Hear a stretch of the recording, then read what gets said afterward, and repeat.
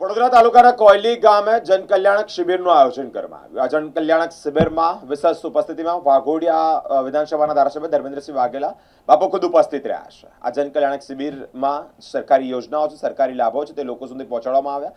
સાથે જ સ્વચ્છતાનો કાર્યક્રમ પણ કરવામાં આવ્યો। વૃક્ષારોપણનો પણ કાર્યક્રમ કરવામાં આવ્યો। ભારતીય જનતા પાર્ટીના કાર્યકર્તાઓની સાથે સાથે લોકોએ પણ મોટી સંખ્યામાં સરકારી યોજનાઓનો લાભો લીધો છે। વડોદરા તાલુકાના કોયલી ગામ સ્થિત પવિત્ર સંતરામ મંદિર ખાતે જનકલ્યાણ શિબિર યોજના અંતર્ગત એક ભવ્ય અને ગરિમાપૂર્ણ કાર્યક્રમ યોજાયો છે।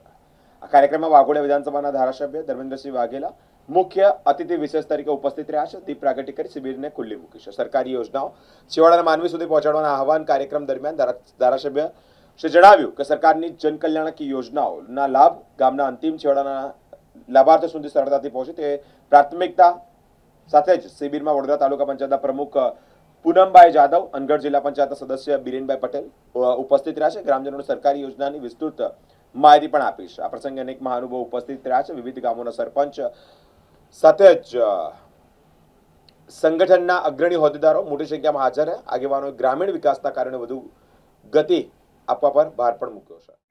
વિનંતી કરું છું, આજના આ કાર્યક્રમમાં મને બોલાવ્યો, મારું સન્માન કર્યું એ બદલ અધિકારીશ્રીઓ અને ગ્રામજનોનો હૃદયથી ખૂબ ખૂબ આભાર માનું છું। ભારત માતા કી જય, વંદે માતરમ।